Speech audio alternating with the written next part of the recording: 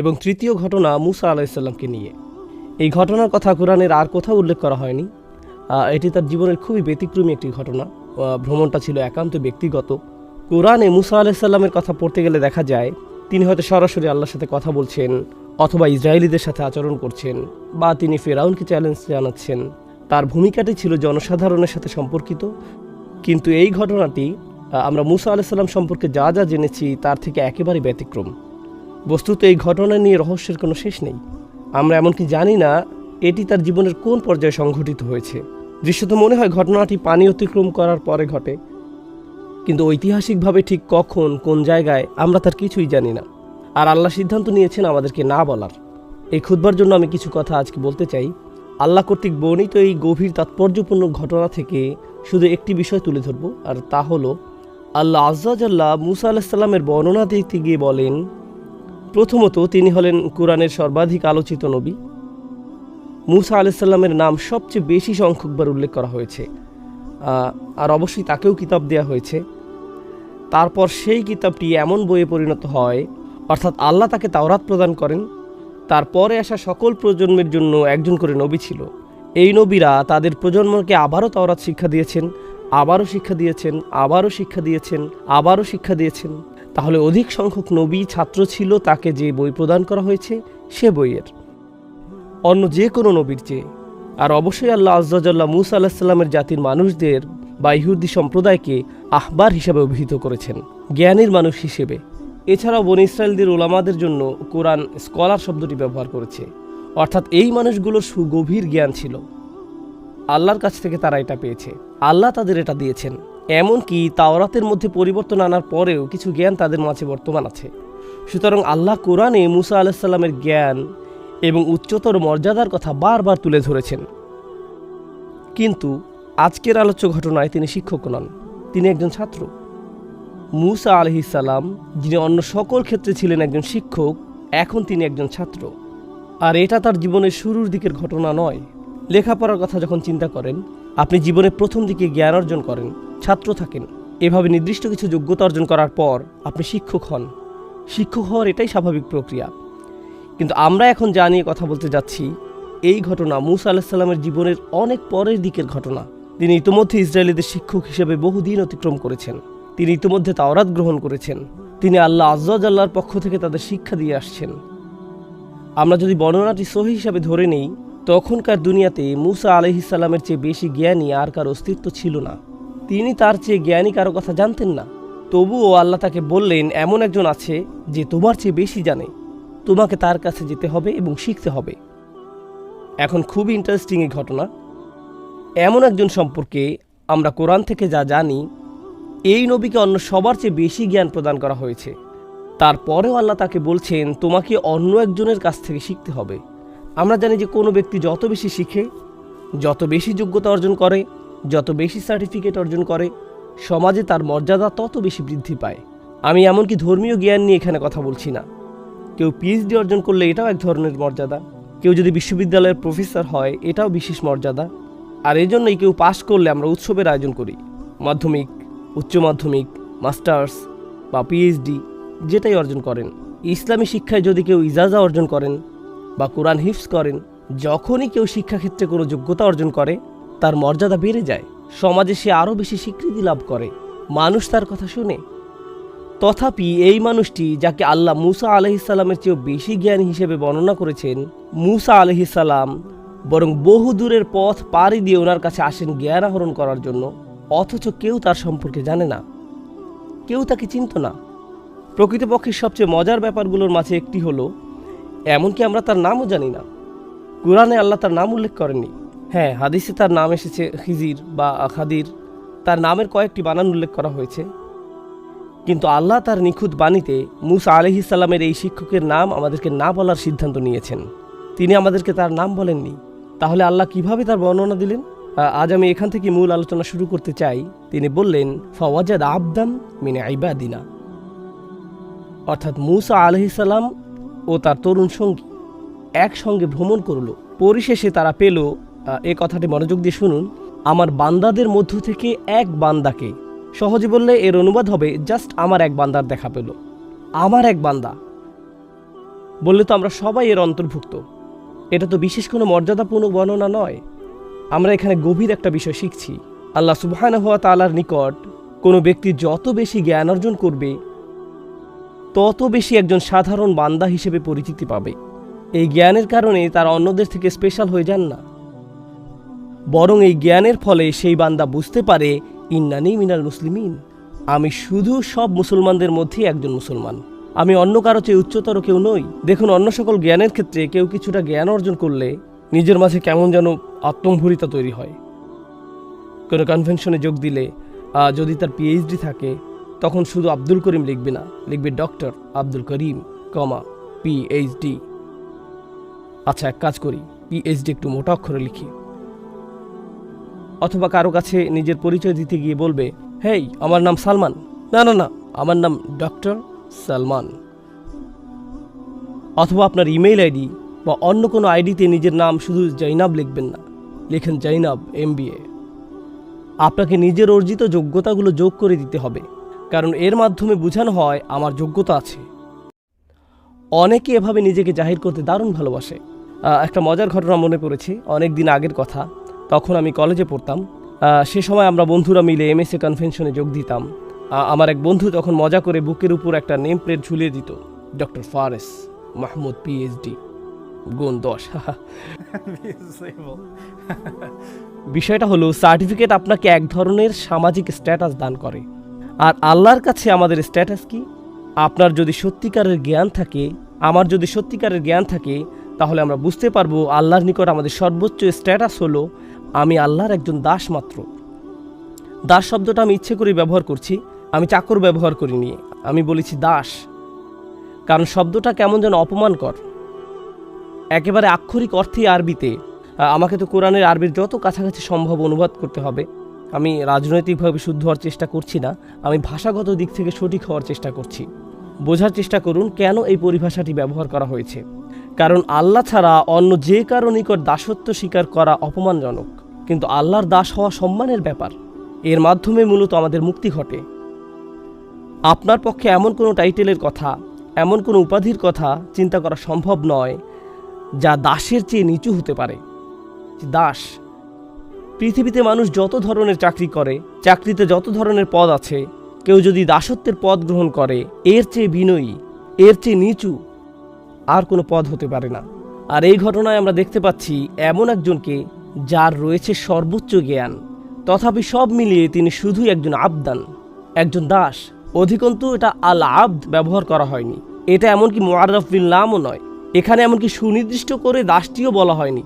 এমন বলা হয়নি যে ইনি সেই লোক যার কাছ থেকে তুমি শিখবে, না, যে কোনো একজন দাস। কারণ এখান থেকে আমরা জানতে পারি সত্যিকার অর্থে ইসলাম শিখার অর্থ কি।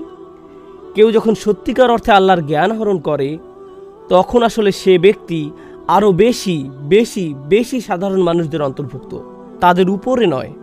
সে অন্য সবার উপরে নয়, সে আরও বেশি বিনম্র, যত ডিগ্রি তার থাকুক না কেন। জানো আমি কোন ভার্সিটি থেকে পাশ করেছি? জানো আমার কতগুলো ডিগ্রি আছে? তোমার কি এই বিষয়ে ইজাজা আছে? তুমি কি অমুক শায়েকের কাছ থেকে শিখেছ? এর কোনো কিছুই এখন আর গুরুত্ব বহন করে না, এগুলো এখন অনুপস্থিত। প্রায় বছরখানেক আগের একটা চমৎকার অভিজ্ঞতার কথা আমার মনে পড়েছে।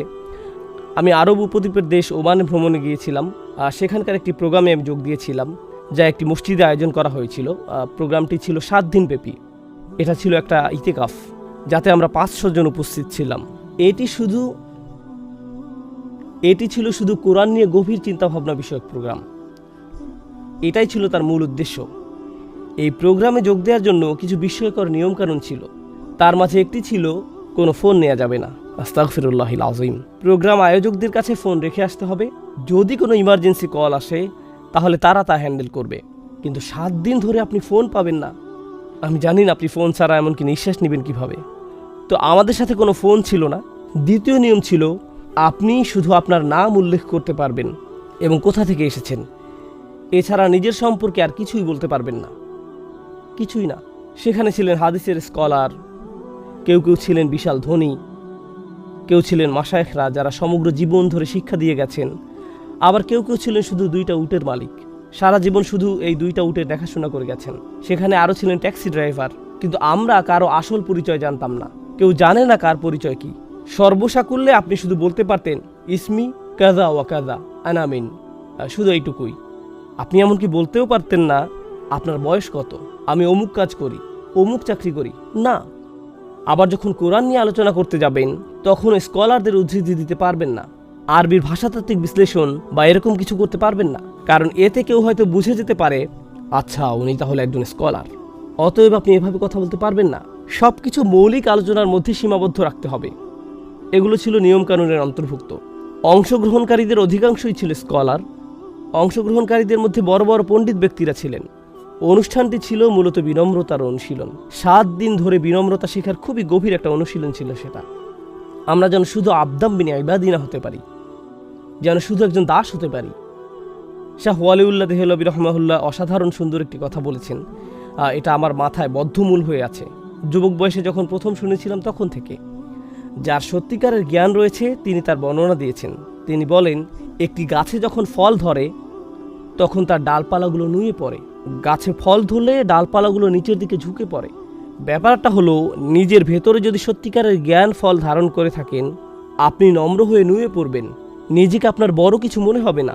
কেউ যদি আপনার জ্ঞান নিয়ে প্রশ্ন তোলে, আপনার সমালোচনা করে, নিজের মাথায় তখন আপনি এভাবে ভাববেন না আমার সম্পর্কে প্রশ্ন করার তুমি কে, এভাবে আমি চিন্তা করব না। আমরা বরং চিন্তা করব আবদাম বিন ইবাদিনা এর মতো। এখন মূসা আলাইহিস সালামকে কিতাবের জ্ঞান প্রদান করা হয়েছিল, তাকে ঐশী জ্ঞান প্রদান করা হয়েছিল। এটা আমার খুতবার পরবর্তী অংশ, যা আমি আপনাদের সাথে শেয়ার করতে চাই। মূসা আলাইহিস সালামকে তাওরাত দেয়া হয়েছিল, যা ছিল আল্লাহর বাণী। এটা ছিল সে সময়ের কোরআন। এমনকি কোরআনের এক স্থানে এটাকে অন্য একটি কোরআন হিসেবে বর্ণনা করা হয়েছে। এরকম একটি কিতাব তাকে দেয়া হয়েছিল। সুতরাং তিনি আল্লাহর কালাম শিখেছিলেন। তাহলে কিভাবে তিনি আল্লাহর বাণী থেকে গভীর বা ভিন্ন কিছু শিখবেন? তিনি তো ইতিমধ্যে আল্লাহর বাণী শিখেছেন। তাহলে তিনি কিভাবে অন্য একজনের কাছ থেকে শিখবেন? দেখুন, 2 ধরনের জ্ঞান আছে, 2 প্রকারের জ্ঞান আছে। একটা হলো আল্লাহর বাণীর জ্ঞান, আর অপরটি হলো বাস্তবতার জ্ঞান। তাহলে একটা হলো আল্লাহর কালামের জ্ঞান, আর একটা হলো বাস্তবতার জ্ঞান। কেউ যদি গভীর জ্ঞান অর্জন করেন, গভীর উপলব্ধি অর্জন করে আল্লাহর বাণী সম্পর্কে, তার মানে এটা নয় যে উক্ত ব্যক্তি বাস্তবতার জ্ঞান ও সত্যিকার অর্থে গভীর পাণ্ডিত্য অর্জন করে ফেলেছে। এগুলো সম্পূর্ণ আলাদা 2টি বিষয়। যার কাছ থেকে তিনি জ্ঞান আহরণ করতে যাচ্ছেন তাকে অন্য ধরনের জ্ঞান প্রদান করা হয়েছে, বাস্তবতার জ্ঞান। তাকে সে ধরনের জ্ঞান দান করা হয়েছে, কিতাবের জ্ঞান নয়। কিতাবের জ্ঞান দেয়া হয়েছে মূসা আলাইহিস সালামকে, আর এটা গভীর জ্ঞান, সর্বোচ্চ জ্ঞান, কিন্তু এটা হলো ভিন্ন ধরনের জ্ঞান। আরেকটা কারণে আমি বিষয়টার উপর গুরুত্ব দিতে চাই যে কেন আল্লাহ আজ্জা জাল্লা তার বিনম্রতার কথা প্রথমে উল্লেখ করেছেন এত জোর দিয়ে, এবং এরপর যোগ করেছেন আতাইনাহু রাহমাতাম মিন ইনদিনা ওয়া আল্লামনাহু মিন লাদুন্না ইলমা। এই অংশটি মনোযোগ দিয়ে শুনুন। প্রথমে বলা হলো সে শুধুই আমার দাসদের মাঝে একজন দাস, এটুকুই, একজন গোলাম মাত্র। দ্বিতীয় ব্যাপার হলো আল্লাহ বিশেষভাবে তাকে রহমত দান করেছেন। এরপর বললেন আমার পক্ষ থেকে তাকে বিশেষ জ্ঞান দান করেছিলাম। অর্থাৎ আল্লাহ তাকে এমন জ্ঞান দান করেছেন যে জ্ঞান কেউ তাকে কোনোদিন শেখাতে পারত না। তাকে এমন কিছু বিশেষ জ্ঞান দান করা হয়েছে, বাস্তবতার জ্ঞান। তিনি বাস্তবতাকে এমনভাবে দেখতে পেতেন যেভাবে আমরা কোনোদিন দেখতে সক্ষম হব না। এখন যে ব্যাপারটাতে আমি আপনাদের মনোযোগ আকর্ষণ করতে চাই তা হলো আল্লাহ আজ্জা ওয়া জাল্লা প্রথমে তাকে রহমত দান করেছেন। প্রথমে রহমত, পরে জ্ঞান। আতাইনাহু রাহমাতাম মিন ইনদিনা ওয়া আল্লামনাহু মিন লাদুন্না ইলমা। এই ব্যাপারটা কেন গুরুত্বপূর্ণ যে আল্লাহ তাকে রহমত দান করেছেন? বিশেষভাবে আল্লাহ তাকে রহমত দান করেছেন। আরবিতে এটাকে বলা হয় আতফ বায়ান। এমন ধরনের কিছু জ্ঞান আছে, আপনাকে যদি তা দেয়া হয়, আপনার প্রতি এর চেয়ে বড় কোনো রহমত আর হতে পারে না। যদি এগুলো জানা থাকে আপনার জীবন অনেক সহজ হয়ে যাবে।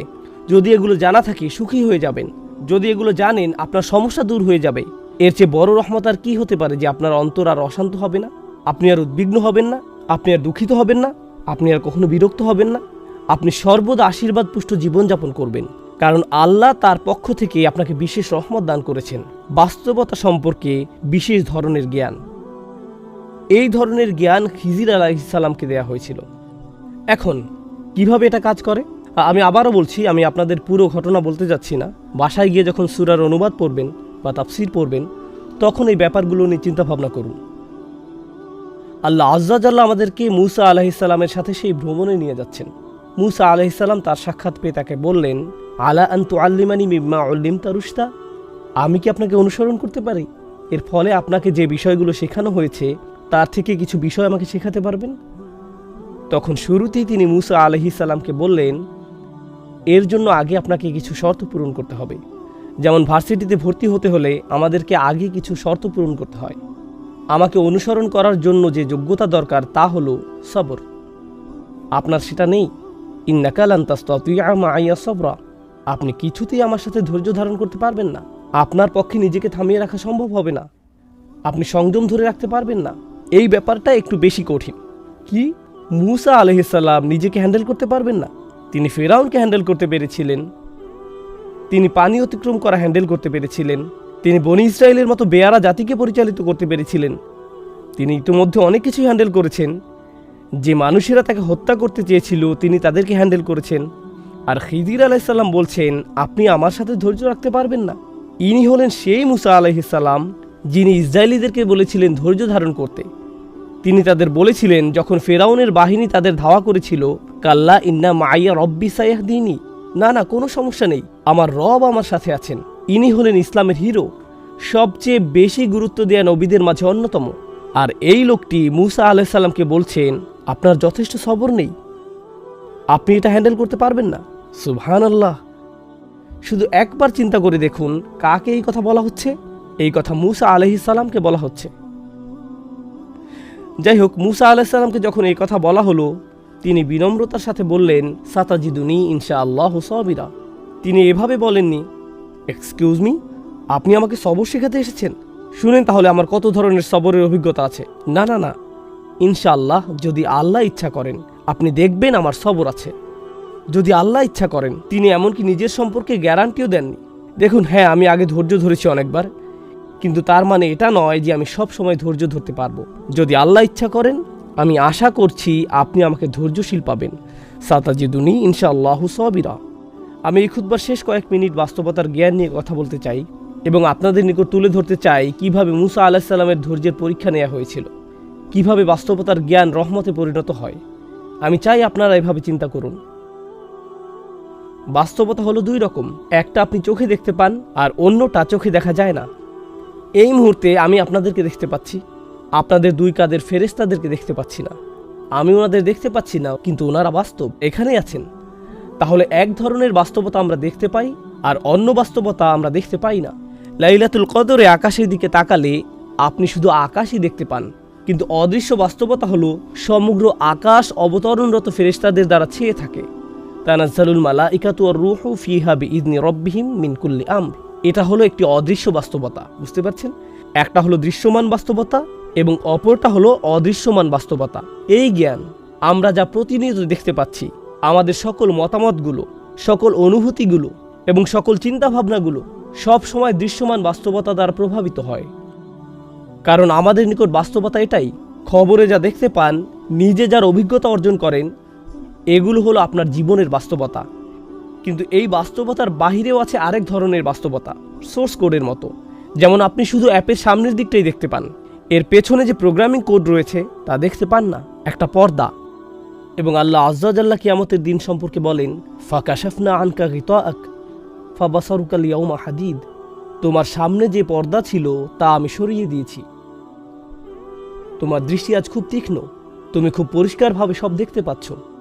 অন্য কথায় আল্লাহ এখন পর্দা সরিয়ে ফেলেছেন, তাই তুমি এখন দেখতে পাচ্ছ অদৃশ্য বাস্তবতাও। আসলে আমাদের জীবনের প্রায় সকল ক্ষেত্রে আমরা কখনোই জানতে পারি না আল্লাহ যা যা করেন তা কেন করেন। আমরা জানি না। আমরা জানি না কেন আপনি গাড়ি অ্যাক্সিডেন্টের কবলে পড়লেন, আমরা জানি না। আমরা জানি না কেন আপনি চাকরি হারালেন, আমরা জানি না কেন আপনি অসুস্থ হয়ে পড়লেন, আমরা জানি না কেন এই সমস্যা ঘটল, কেন ওই সমস্যা দেখা দিল। আমরা জানি না কেন আপনার ভাই স্কুলে ভালো রেজাল্ট করলো আর আপনি ফেল করলেন, আমরা জানি না। আমরা জানি না কেন আপনি বেঁটে আর আপনার সকল ভাই বোনেরা যথেষ্ট লম্বা। আপনি তখন ভাবতে শুরু করেন, আল্লাহ কেন এমনটা করলেন? তিনি কেন আমাকে বলেন না যে তিনি আমার থেকে কি চান? কেন তিনি অদৃশ্য জগতের পর্দা একটুখানি সরিয়ে দেন না, যেন আমি দেখতে পারি আসল রহস্য কি? আমি যদি জানতে পারতাম তাহলে হয়তো আমার অস্থিরতা দূর হতো। কারণ যদি না জেনে থাকেন, যদি কোনো বিচারক আপনার সম্পর্কে কোনো রায় দিয়ে থাকে, আপনি তখন স্বাভাবিকভাবেই জিজ্ঞেস করবেন, কেন আমাকে জরিমানা দিতে হবে? বিচারক উত্তরে বললেন, সেটা অদৃশ্য জগতের জ্ঞান, আমি আপনাকে তা বলতে যাচ্ছি না। কোনো বিচারক যখন আপনার সম্পর্কে কোনো রায় দিয়ে থাকে আর আপনি জানেন না কেন এই রায়, আপনি তখন অশান্ত হয়ে ওঠেন। আমি এটা মেনে নিতে পারি না, আমি এটার ব্যাখ্যা চাই। আপনি তো ওর ব্যাখ্যা আমার কাছ থেকে গোপন রাখতে পারেন না। আল্লাহ মূসা আলাইহিস সালামকে দেখালেন সব কিছুর সব সময় ব্যাখ্যা আছে, কিন্তু আল্লাহ সিদ্ধান্ত নিয়েছেন ওমা কানা আল্লাহু লিইউতলিআকুম আলাল গায়ব, আর আল্লাহ সিদ্ধান্ত নিয়েছেন তিনি তোমাদেরকে অদৃশ্য জগতের খবর জানাবেন না। তিনি সকল দৃশ্যমান বিষয়ের পেছনে রয়েছে। আর আল্লাহ সিদ্ধান্ত নিয়েছেন তিনি তোমাদেরকে অদৃশ্য জগতের খবর জানাবেন না। সকল দৃশ্যমান বিষয়ের পেছনে রয়েছে আর একটি অদৃশ্য জগৎ, আর তিনি সিদ্ধান্ত নিয়েছেন আপনাদেরকে সেটা জানাবেন না। কিন্তু এই ঘটনায় আল্লাহ মূসা আলাইহিস সালামের শিক্ষকের মাধ্যমে অদৃশ্য জগতের পর্দাটা সামান্য একটু তুলে ধরলেন, কি ঘটছে ঘটনার অন্তরালে। কিন্তু তিনি সেই পর্দা সবসময় উন্মোচন করেন না। এটা একটা বিশেষ ধরনের জ্ঞান যা খিজির আলাইহিস সালামকে দেয়া হয়েছে, যা ছিল তার প্রতি বিশেষ ধরনের দয়া। আল্লাহ সেই জ্ঞান সবাইকে দান করেন না, মূসা আলাইহিস সালামকেও দান করেননি। অর্থাৎ এটা এমন এক বাস্তবতা যা এমনকি তিনি তার রাসূলদের নিকটও উন্মোচিত করেন না আলাইহিমুস সালাতু ওয়াস সালাম। আমরা এখান থেকে খুব গুরুত্বপূর্ণ একটা বিষয় শিখছি। তাই মূসা আলাইহিস সালাম দেখলেন এক ব্যক্তি বৈধভাবে পরিশ্রম করে জীবিকা উপার্জন করছে, আর তার জীবিকা উপার্জনের একমাত্র মাধ্যম হলো তার নৌকাটি, আর সেই নৌকাটি কিনা ফুটো করে দেয়া হলো। তার শিক্ষকই এই কাজ করলেন। কি করছেন আপনি? এটা তো পুরোই একটা জঘন্য কাজ। খিজির আলাইহিস সালাম বলেন, আগেই বলেছি আপনি এটা হ্যান্ডেল করতে পারবেন না। এটা এমন কোর্স নয় যেটা করে আপনি নিজেকে ঠিক রাখতে পারবেন। এটা করার জন্য যে ধৈর্য লাগে সেটা আপনার নেই। অর্থাৎ মূসা আলাইহিস সালাম অন্যায় অবিচার দেখলে চুপ করে দাঁড়িয়ে থাকতে পারেন না। যখন দুই ব্যক্তিকে মারামারি করতে দেখলেন, তিনি দাঁড়িয়ে থাকলেন না, নিজে গিয়ে এটার সমাধান করতে চাইলেন। তিনি যখন দেখলেন দুইটি মেয়ে নিজেদের পশুগুলোকে পানি পান করাতে পারছে না, তিনি এগিয়ে গিয়ে তাদের সাহায্য করলেন। এখন তিনি যখন দেখলেন একজন নির্দোষ বাচ্চাকে হত্যা করে ফেলা হচ্ছে, একটি নৌকা কোনো কারণ ছাড়াই ডুবিয়ে দেওয়া হচ্ছে, অবশ্যই তিনি এগুলো মেনে নেবেন না। আর এখানেই ছিল তার ধৈর্যের পরীক্ষা। অন্য কথায়, যখন আপনি আমি কোনো অন্যায় হতে দেখব, নিজেদের ব্যক্তিগত জীবনে, নিজস্ব গণ্ডির ভেতরে, যখন দেখবেন কেউ আপনার নিজের প্রতি অন্যায় করছে বা অন্য কারো প্রতি অন্যায় করছে, আপনি তখন প্রশ্ন করতে শুরু করেন, এই অন্যায় অবিচারের কারণ কি? এটা তো ঠিক না। ব্যাপারটা আপনাকে ক্ষুব্ধ করে তোলে, নিজের ভেতরে খুব অশান্তি অনুভব করেন। ঠিক সেই মুহূর্তে খিজির আলাইহিস সালামের ওই কথাগুলো, যেগুলো তিনি মূসা আলাইহিস সালামকে বলেছিলেন, আলাম আকুল্লাকা ইন্নাকা লান তাসতাতিআ মাইয়া সবরা, আপনি এটা হ্যান্ডেল করতে পারবেন না। আমি কি আপনাকে বলিনি যে এই শিক্ষা অর্জন করা সহজ নয়? আপনি এর জন্য ধৈর্য ধারণ করতে পারবেন না। এই কারণে এই জ্ঞান সবাইকে দেয়া হয়নি। আপনি এটা হ্যান্ডেল করতে পারবেন না। তিনি এমনকি একথাও বলেছেন, অকাইফা তাসবিরু আলা মা লাম তুহিত বিহি খুবরা, আপনি কিভাবে সে বিষয়ে ধৈর্য ধারণ করবেন যা সম্পর্কে আপনার জ্ঞান বা অভিজ্ঞতা নেই? অদৃশ্য জগতের অভিজ্ঞতা লাভ করার একটা ব্যাপার আছে। আল্লাহ আমাদের জন্য সেই অভিজ্ঞতার দরজা উন্মুক্ত করেননি। আমাদের পক্ষে সে জগতের অভিজ্ঞতা লাভ করা সম্ভব নয়। আমাদেরকে বিনয়ী হতে হবে। আল্লাহু ইয়ালামু ওয়া আনতুম লা তা'লামুন, আল্লাহই জানেন, তোমরা জানো না। পরিশেষে যখন মূসা আলাইহিস সালামকে শেখানো হলো, আপনি তো এই ব্যাপারগুলোতে ধৈর্য ধরতে পারেননি, এখন শুনুন ঘটনার অন্তরালে ঠিক অমুক অমুক কারণগুলো জড়িত ছিল। এটাই ছিল আল্লাহর পরিকল্পনা। প্রত্যেকটি ঘটে যাওয়া ঘটনার পেছনে যখন কারণগুলো বিস্তারিত বলে দেওয়া হলো, তখন আমরা আসলে উপলব্ধি করলাম এটা অন্যতম গুরুত্বপূর্ণ একটি জ্ঞান, যে জ্ঞানের কাছে আমরা সত্যিকার অর্থে নিজেদের বিনয়ী না করলে নিজেদেরকে আল্লাহর দ্বীনের ছাত্র হিসেবে গণ্য করার কোনো মানেই হয় না। অন্যভাবে আবার বলছি, যখন আমরা আল্লাহর পরিকল্পনার কাছে নিজেদের সম্পূর্ণরূপে সমর্পণ করে দিই, তার মানে আমরা আল্লাহর সামনে নিজেদের বিনয়ী করে দিয়েছি। আমাদের শিক্ষকের উপর আমাদের ভরসা আছে, মানে আল্লাহর উপর, এবং যে পথে তিনি আমাদের নিয়ে যাচ্ছেন তাতেও আমাদের আস্থা আছে। যদিও সে পথটা কষ্টকর মনে হয়, তবু তার উপর আমাদের বিশ্বাস একটুও কমবে না। আর এমনটা করা সহজ নয়। যদি এটা মূসা আলাইহিস সালামের মতো একজন রাসূলের জন্য সহজ না হয়, ওয়া কাল্লামাল্লাহু মূসা তাকলিমা, যিনি আল্লাহর সাথে সরাসরি কথা বলেছিলেন, এমনটা করা এমনকি তার জন্য সহজ ছিল না। তার মানে আপনার আমার জন্যও এটা সহজ নয়। এটা জীবনের অন্যতম একটা কঠিন কাজ যা আমাদের করতে হবে। আর তা হলো সত্যিকার অর্থে মন থেকে আল্লাহর পরিকল্পনা মেনে নিতে সক্ষম হওয়া। এটা উপলব্ধি করতে সক্ষম হওয়া যে নিশ্চয়ই এর পেছনে আরও বড় কোনো পরিকল্পনা রয়েছে। প্লিজ এই খুতবায় আমি যে ব্যাপারটা তুলে ধরতে চাচ্ছি তা বুঝতে ভুল করবেন না। আমি বলছি না যে মানুষ যখন আপনার সাথে বৈষম্যমূলক আচরণ করে বা অন্যায় আচরণ করে অথবা কোনো অন্যায় কাজ হতে দেখেন আপনার তখন কিছু বলা উচিত না, কারণ এটা আল্লাহর প্ল্যান। আমি এখানে ধৈর্য অবলম্বন করব, কিছু বলবো না। এখানে এটা বলা হয়নি। এখানে এমন সব ঘটনাবলী সম্পর্কে বলা হচ্ছে যা আমাদের নিয়ন্ত্রণের বাহিরে। যখন এমন কিছু ঘটে যা আমাদের পক্ষে নিয়ন্ত্রণ করা সম্ভব হয় না, মনে রাখবেন তার জন্য একটা পরিকল্পনা আছে। তখনও আল্লাহর একটা পরিকল্পনা কাজ করে।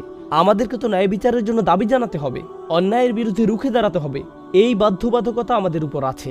কিন্তু এটা এর বাহিরের একটা বিষয়, ওইটা তো সুস্পষ্ট কমন সেন্সের ব্যাপার, যা নিয়ে কোরআনের সর্বোচ্চ আলোচনা করা হয়েছে।